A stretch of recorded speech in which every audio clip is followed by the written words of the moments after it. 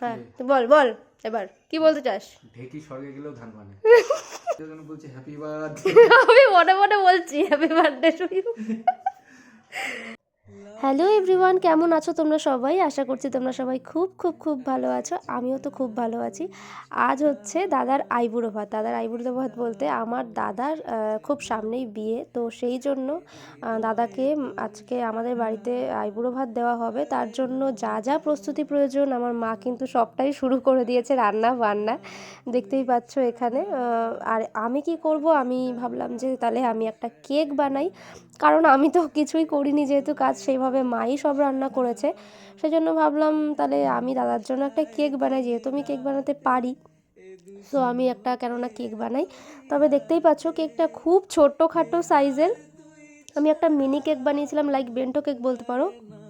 তো ওই কেকটাই ভাবলাম যখন সব কিছু থালায় সাজিয়ে দেওয়া হবে তখন তাহলে কেকটাকে তার পাশে রাখা যাবে, সেটা ভেবেই আমি কেকটা বানাতে শুরু করি। অ্যান্ড এটার ফাইনাল লুক কেমন হয় তোমাদের দেখাচ্ছি, দেখতে থাকো তোমরা আগে। আর এখানে দেখতে পাচ্ছ আমি কি লিখছি, আমি এখানে লিখছি কী রে আর কতদিন বা আর কদিন, মানে ওর বিয়ের আর কদিন বাকি, সেটার জন্যই ওকে এই প্রশ্নটা করা, কী রে আর কদিন। নেক্সট আমার এই দিন আরও একটা কেকের অর্ডার ছিল, একটা 2 পাউন্ডের কেক, যেটা ইনসাইড বাটারস্কচ ছিল ফ্লেভারটা।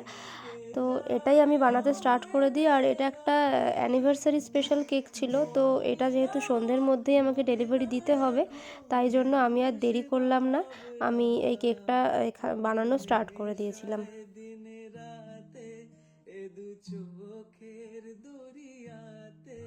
আর এই হচ্ছে কেকটার ফাইনাল লুক। তোমরা বলো তোমাদের কেমন লাগলো এই কেকটার ফাইনাল লুকটা।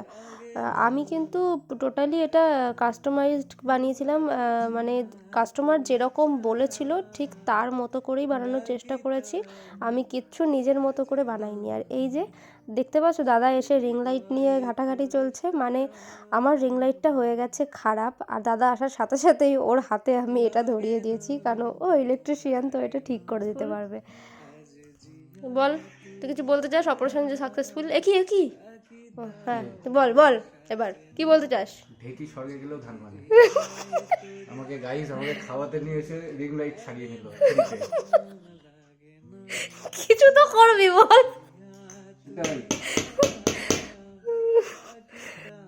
এবার আর কি, এই যে দেখতেই পাচ্ছ আমি একদম গোছানো শুরু করে দিয়েছি এখানে, মানে পরপর যা যা মা দেবে সবটাই কিন্তু এখানে সাজানো গোছানো সবটা আমি শুরু করে দিয়েছি।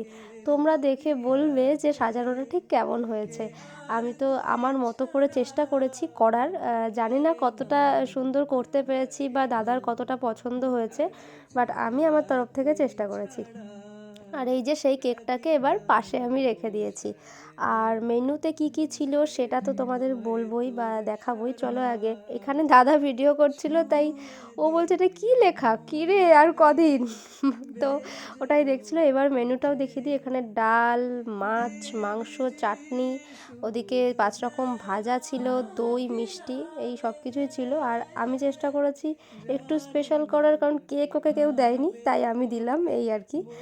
আর এই যে এখন মা আশীর্বাদ করা শুরু করে দিয়েছে এখানে, তো আর কি এইবার মার আশীর্বাদটা হয়ে যাক, আর এরপর দাদার জন্য যেটা আনা হয়েছে তো সেটা দাদাকে দিয়ে দেবে, সেটা পরে দাদাকে কেমন লাগছে দেখাবো।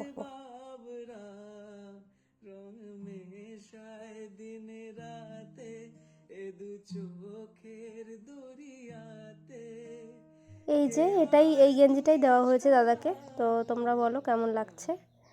আর এখানে এবার দাদা কেকটা কাটছিল, তো এই তো আজকের এই ব্লগটা এরকমই ছোট্টখাট্টো মিনি ব্লগ করলাম।